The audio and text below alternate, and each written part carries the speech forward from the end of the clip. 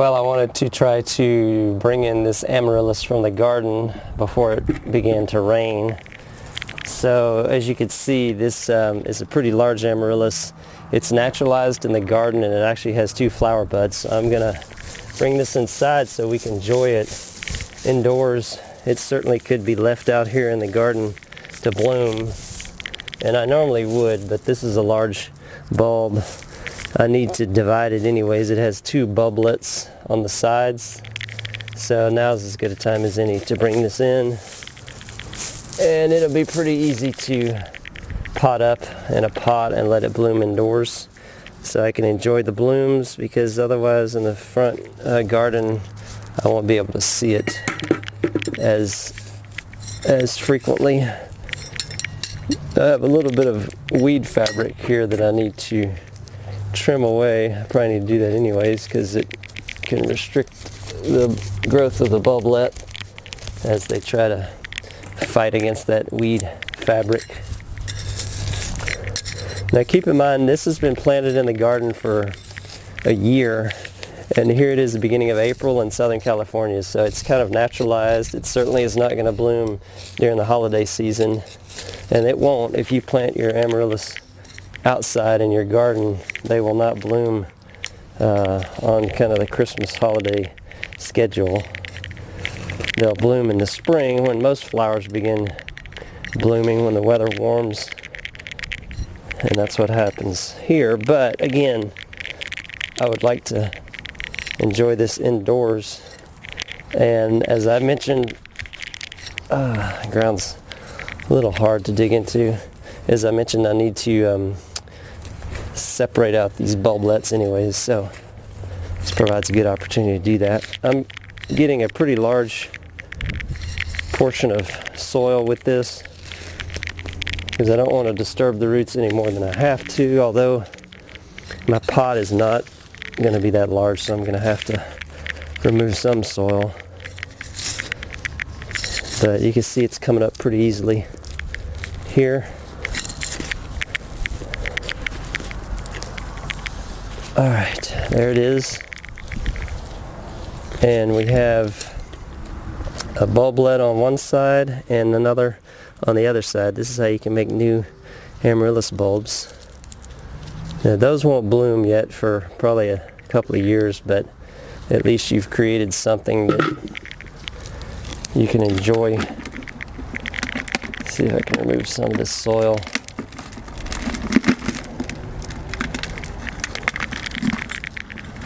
Around the top of the bulb.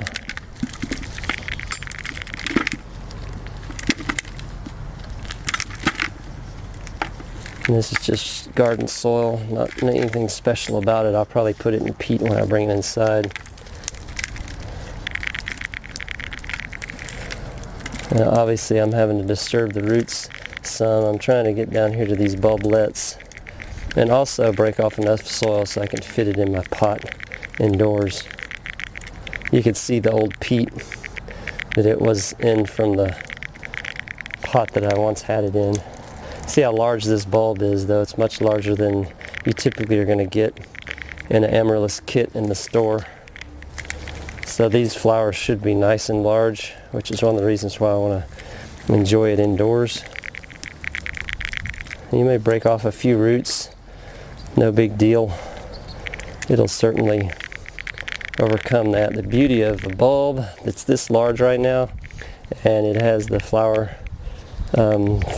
stalks already started. All the energy is already in the bulb, so it does need moisture obviously to sustain it, but the energy's already there, ready for the bloom. So I'll get it back in the garden after bloom, and it can continue to bloom for years to come. It's always a good idea to wear some gardening gloves as well, just to keep the dirt from underneath your fingernails if you can. So I typically keep a number of these gloves handy. I'm trying to get down to the base so that I can explore these bulblets to make sure that they have a sufficient root system on them. That's really what I'm looking for. This one's pretty good size right there. So it definitely should have a sufficient root system.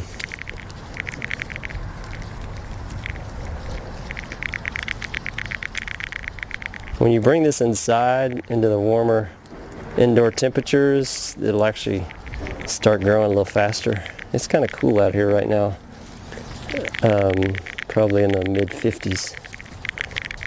But again, it knows it's time to bloom, so that's what it's working on.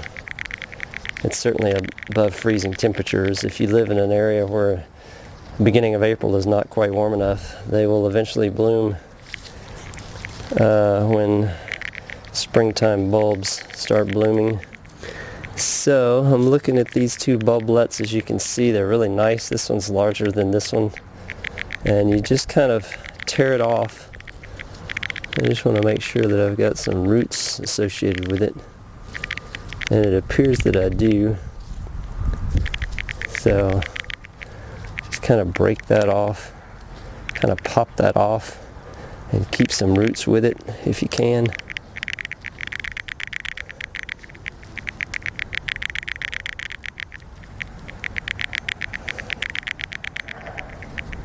Yeah, it has a few roots with it.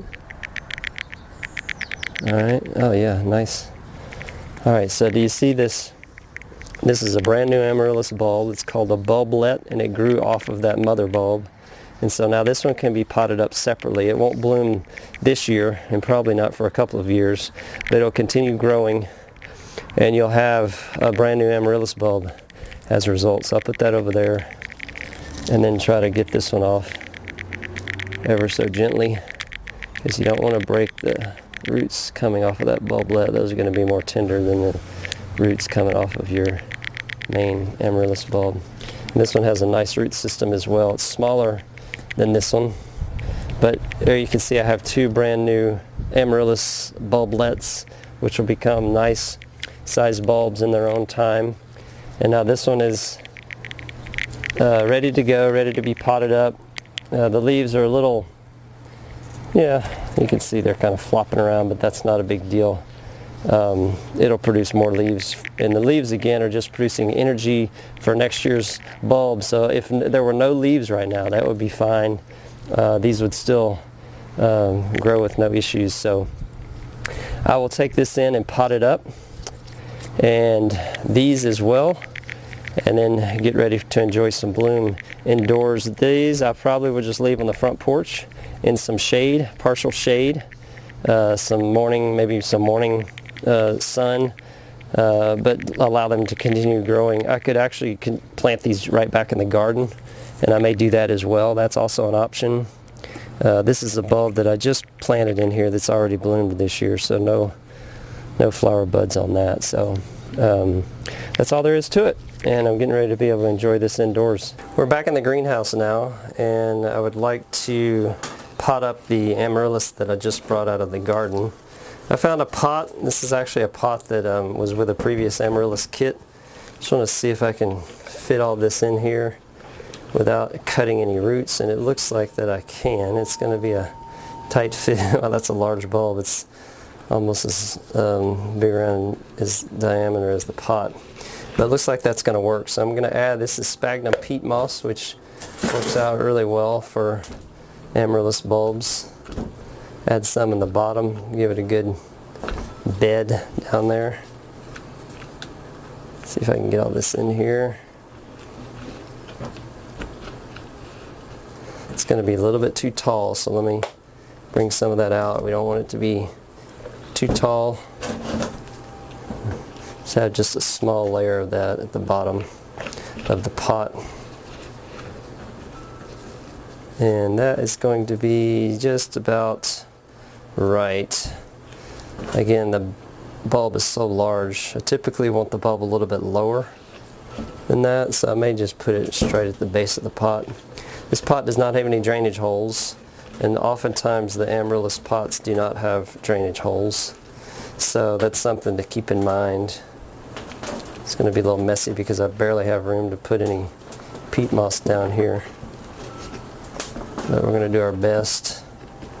You can even use a little, I got a little bamboo skewer to kind of work it down in between all those roots so that it has a steady foundation of soil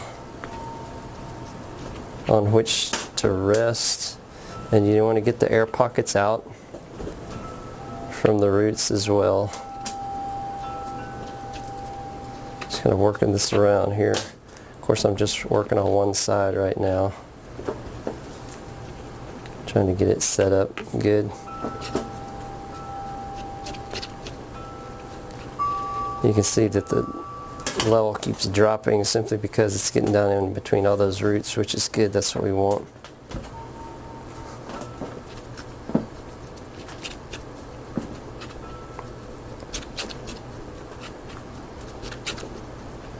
Alright, let's take some time to work on the other side here. Just kind of keep holding the bulb steady so that it's at the level I want it to be at when I'm done, and that it's straight up and down and all that good stuff. It's a good level bulb.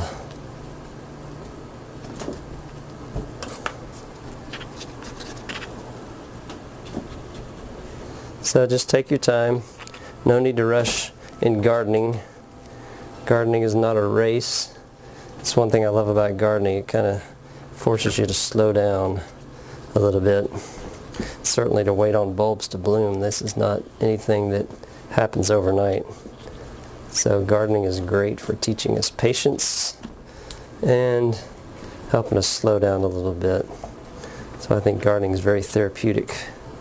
If you're stressed and had a rough week at work, get your hands in some dirt, play with your amaryllis bulb and repot it like I'm doing right now, and it'll work wonders for your emotional state. It's getting pretty tight down in there. I think it's almost full over here as well. Let me just check. See if we have any pockets anywhere that need to be kind of filled in. Looks like we're in pretty good shape. You can even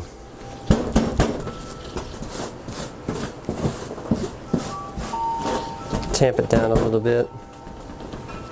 Add some water, and that will certainly help the mix settle as well. Don't add too much because you can see it's already overflowing there. It takes a little while to soak in into brand new sphagnum peat moss. It was pretty dry to begin with. So we're going to let that sit. And there's a number of methods available to tie these up. There's various you want them out of the way of those flower stalks. Various things that you could use. I mean, honestly, I could put this up, this bamboo skewer in here, and kind of tie this up with some twine. So let me do that. If I can find my twine. Can't find my twine offhand. It's always fun trying to keep up with everything in a greenhouse. But you can even kind of just twisty tie them up so they don't break. And let's see if I can do that. We have one method available to us right there. So it holds it up out of the way. They're not going to break, flop down on your table. You can see it's starting to soak in a little bit, which is great. And I would just do this gradually over the next 10 minutes or so. You just want to get the soil nice and moist. It won't require much. Once you do this and the soil is moist, it's not going to really take up much water as it's growing. You will need to keep it, slightly moist, and that's easy to do, but you don't want to make it overly wet or damp. Remember, there are no drainage holes in this pot. You can see this is just coming from the side as it was overflowing because I poured a little bit too much in there, but no drainage holes, so you're not going to lose water. It's pretty much going to stay in there. And so just keep that in mind because you don't want to create a wet situation for the bulb, because it'll actually start to rot the bulb.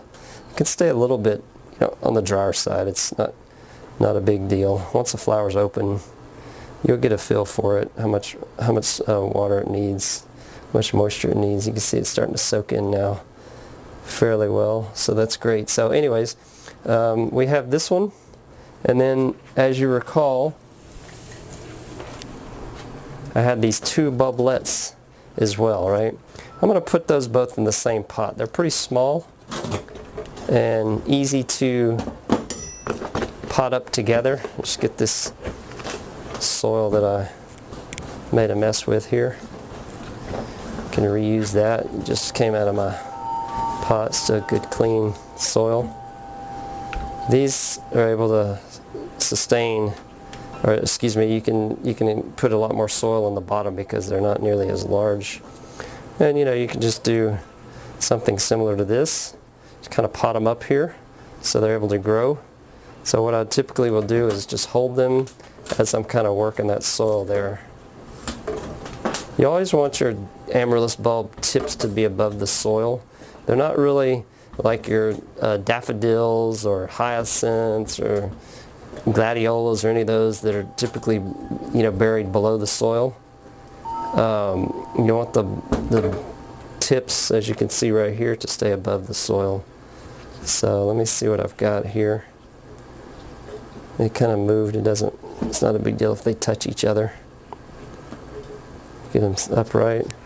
Need a little more mix. You can see the mix that I'm using here. Sphagnum peat moss. I'm just going to pour this directly in the pot, just to give it a little more soil.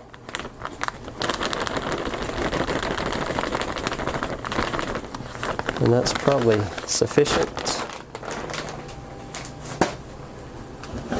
Bring those back over here. Made a little mess there. It's not a big deal.